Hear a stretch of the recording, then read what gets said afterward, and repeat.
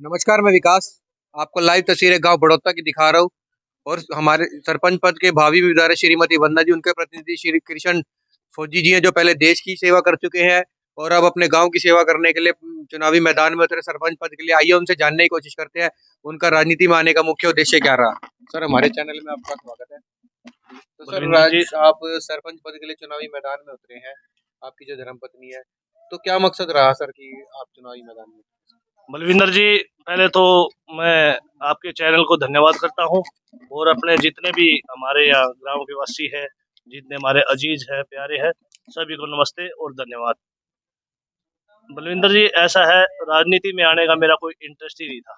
ये रियलिटी है। मैं तो एक सामाजिक काम कर रहा था 2014 से, जब मैं रिटायरमेंट आया था तो मैं वार विडोज, जिनको हम वीर नारियां बोलते हैं, उनके लिए काम कर रहा था। और ये मैं सिर्फ अपने जिले के लिए नहीं, मेरे को प्रदेश का पूर्व सैनिक सभा का प्रदेश अध्यक्ष का पद मिला हुआ है, जिसकी मैं जिम्मेदारी बड़ी बेखूबी से निभाने की कोशिश में लगा हुआ था। लेकिन किसी कारणवश कोविड-19 जो आया है, एक आपदा आई है, एक डिजास्टर, ऐसी आपदा आई है हमारे पूरे हिंदुस्तान में ही नहीं, पूरे वर्ल्ड के अंदर आई है। तो उसके तहत मेरे को गांव में आना पड़ा, जबकि मेरे को कोविड-19 में भी जो डीसी यादव साहब थे, उन्होंने भी एक जिम्मेदारी दी और हमने एक सेवा के रूप में कार्य किया। तो मेरा राजनीति में कोई इंटरेस्ट नहीं था। मैं जैसे कोविड के बाद अपने गांव में आया, गांव की तरफ मैंने देखा कि मेरे गांव में भी बहुत विकास की जरूरत है और कुछ ऐसी समस्याएं हैं, कुछ तो हम अपने लेवल पे भी उनको निपटारा कर सकते थे, उनका निदान कर सकते थे। लेकिन कुछ ऐसी समस्याएं हैं जिनको प्रधान, गांव के प्रधान पद पे आके ही उनका निपटारा हो सकता है। जैसे हमने कहीं लाइब्रेरी अगर हमने बनानी है तो उसके लिए हमारे को जमीन चाहिए। अगर हमने हर सर्वजातीय सभी समाज के लिए अगर हमने धर्मशाला लगाओ या उसकी बारात घर टाइप लगाओ, जिसमें उसकी शादियां हो सके, बच्चों की, उनके लड़कियों की, लड़कों की जो शादियां करा सके, तो उसके लिए जमीन की जरूरत है। और जमीन मेरे गांव में पंचायती जमीन है, तो एक प्रधान पद पे आके ही उस जिम्मेदारी को हम निभा सकते हैं।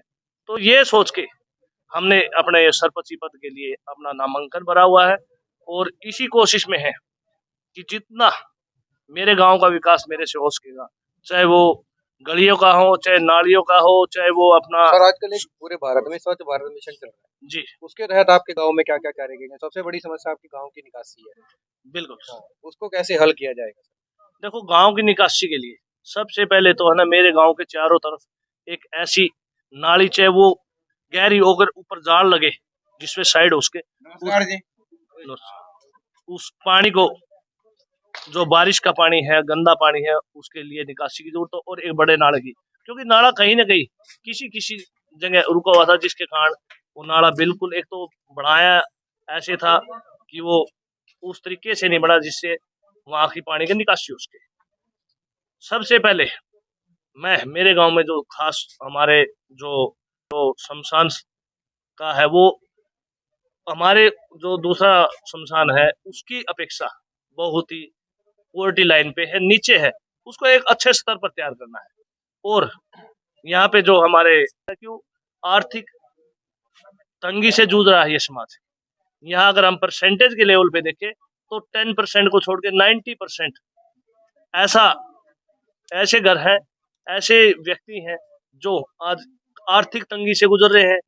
और मेरा इस प्रधान पद पे आने के बाद श्रीमती वंदना अगर चुनी जाती है तो मेरा सबसे पहले ही एससी समाज, बीसी समाज पे सबसे ज्यादा फोकस होगा। क्योंकि इन समाजों में हमारे जाट समाज की बजाय बहुत नीचे सतर सर, का। ऐसी समाज की बात करिए आपने, ऐसी समाज की बात करें तो लगातार देखा जाए इस गांव में जो सरकारी योजनाएं है वे भी वंचित रहे हैं पिछले 5 साल के प्लान में। तो सर, देखो जी शर्मा जी, मैं कहना तो नहीं चाहता था, पहले भी आपने एक दिन मेरी बाइट ली थी, उस बाइट के माध्यम से मैंने कहा था और आज भी उसको मैं दोबारा दोहराना चाहता हूँ। पिछले प्लान में हमारी जो ये सरपंच पद का जो आया था, वो हमारे एससी समाज के लिए आया था। ये जो एससी समाज में हमारे, फिर हम उसका बार बार नाम लेना उचित नहीं समझते, किसी वजह लगा लो या किसी षड्यंत्र लगा लो या इंटरकास्ट मैरिज लगा लो, एक जो पूर्व में जो सरपंच खड़े होते थे उम्मीदवार, उन्होंने अपने भांजे को एक एससी समाज की लड़की से शादी करा के यहाँ हमारे एससी समाज का हक छीना है। और चलो हक छीन भी लिया, हम इस चीज से चलो हक उसने छीना, लेकिन साथ साथ अगर वो एससी समाज में, बीसी समाज में कहीं भी अगर वो 5 साल के दौरान अगर अच्छे काम करवाता, तो भी हम ये समझते हैं कि चलो इसने एक पद के लिए अपनी ये जो लड़ाई, ये जो षड्यंत्र जो किया था, वो हम कहते हैं कि कोई नहीं, उसका षड्यंत्र नहीं होता। लेकिन अभी ये प्योरली एक षड्यंत्र था जो हमारे एससी समाज के लिए उन्होंने किया है। ना तो यहाँ कोई विकास हुआ है, यहाँ किसी भी प्रकार से, सिर्फ यहाँ ओनली फॉर हमारी जो जिला परिषद की है उसकी ग्रांट आई थी, कुछ ब्लॉक समिति ग्रांट आई थी, सरपंच ने यहाँ पे कोई भी काम नहीं कराया। इसके गवाह आप एससी समाज के यहाँ व्यक्ति है, आप उनसे पूछ सकते हो अगर सरपंच ने यहाँ कोई विकास कराया। और सबसे पहले तो सबको समानता का अधिकार है, जिसको सरकार ने जो अधिकार दिए उस अधिकार से उसको वंचित नहीं करना चाहिए। क्या पता वो 20-30 साल 40 साल में अगर एससी समाज के लिए एक सरपंच आया था, तो किसी षड्यंत्र के तहत किसी भी दूसरे समाज के व्यक्ति ने उसके बीच में नहीं आना चाहिए था। सर, एक युवा की बात करते हैं। आज का युवा नशे की तरफ बढ़ता जा रहा है सर। उसे रोकथाम के लिए आपके लिए क्या महत्वपूर्ण कदम उठाए जाएंगे सर? पिछले 5 साल में हमारे गांव में जितने युवा इस बुरी आदत के शिकार हुए हैं, इस नशे के शिकार हुए हैं, शायद इतने 50-60 सालों में हमारे गांव इस चीज का अगर हम परसेंटेज निकाले तो पिछले 5 साल की परसेंटेज ज्यादा है। मेरी कोशिश ये रहेगी, अगर श्रीमती वंदना अगर प्रधान चुनी जाती है, तो इनकी ये आदतें छुड़वा के इनको किसी न किसी रूप में, चाहे वो डीसी रेट पे हो, चाहे किसी फैक्ट्री में हो, या कहीं और जगह पे एडजस्ट करके उनको इस आदतों से निकाल के और उस परिवार के अंदर खुशी का माहौल पैदा करने की कोशिश करेंगे। सर, आप महिलाओं की सुरक्षा की बात कर लेते हैं। महिलाओं की सुरक्षा, क्योंकि आपकी भी धर्मपत्नी एक मात्र शक्ति है और यह महिलाओं की सीट है ये सरपंच की, तो उनकी विशेष योगदान के लिए क्या रहेगा सर, महिलाओं की सुरक्षा के लेके, लघु उद्योग के लेके? क्योंकि आज भी देखा जाए तो मध्य परिवार काम काम नहीं है उनके पास, उनका पालन पोषण नहीं हो पाता। देखो, बात रही महिलाओं के सुरक्षा के लिए, मैं आपके चैनल के माध्यम से ये स्पष्ट कहना चाहता हूँ, अगर मेरे इस प्रधान पद के दौरान अगर किसी भी महिला के ऊपर कोई भी अत्याचार होता है, तो उसको बिल्कुल कतई नहीं बख्शा जाएगा, चाहे उसमें मेरा परिवार भी क्यों ना शामिल हो। ये मैं आपको आश्वासन देता हूँ आपके चैनल के माध्यम से। रही बात लघु उद्योग की, मेरी कोशिश तो ज्यादा से ज्यादा ये रहेगी कि जितना भी हमारे गांव का जो भी ऐसा समाज है जो आज आर्थिक तंगी से, जिनको नौकरी नहीं है या वो मजदूरी के ऊपर डिपेंड, और मजदूरी भी जैसे कोविड जैसी समय में मजदूरी रही नहीं, उनको खाने के लाले पड़ गए थे। मेरी कोशिश रहेगी कि हर घर में 1-2 व्यक्ति पक्का रोजगार पे कहीं ना कहीं, चाहे हमें सरकार से निवेदन करूंगा या सरकार में भी मेरी कोई पॉलिटिकल पार्टियों से इन्वॉल्वमेंट रही है, वो कहीं ना कहीं अपने गांव में भी जमीन देकर लोग उद्योग लगवा के उसको कहीं ना कहीं काम देने का काम करेंगे।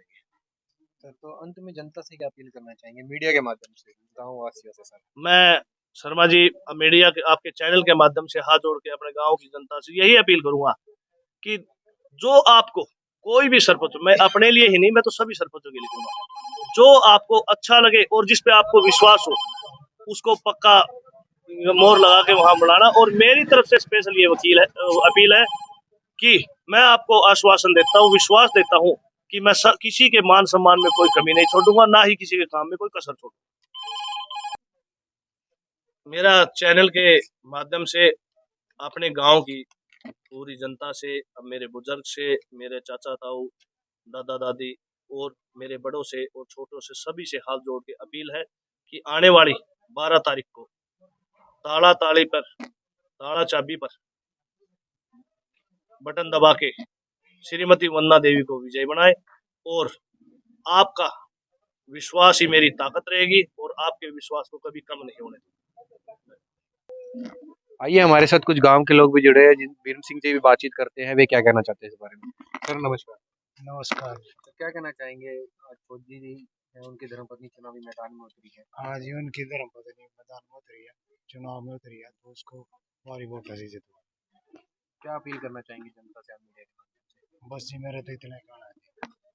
और मैं तो जैसा कि आपने गाँव के व्यक्ति को भी सुना, कह रहे हैं कि भारी मतों से विजयी बनाएँगे और एक बार सेवा का मौका ज़रूर देंगे, क्योंकि ये जो वादे कर रहे हैं, उन पे खरे भी उतरे हैं, क्योंकि पहले भी ये समाज सेवा कर चुके हैं, गाँव के लिए कार्य भी कर चुके हैं, महिलाओं का विशेष सुरक्षा को लेके विशेष योगदान रहा है। बने रहे हमारे साथ, पल-पल की खबरों से अपडेट कराते रहेंगे। आपकी नज़र हम पर, मैं इस पर। मेरे सहयोगी बलविंदर शर्मा के साथ विकास कुमार बड़ौदा, करनाल।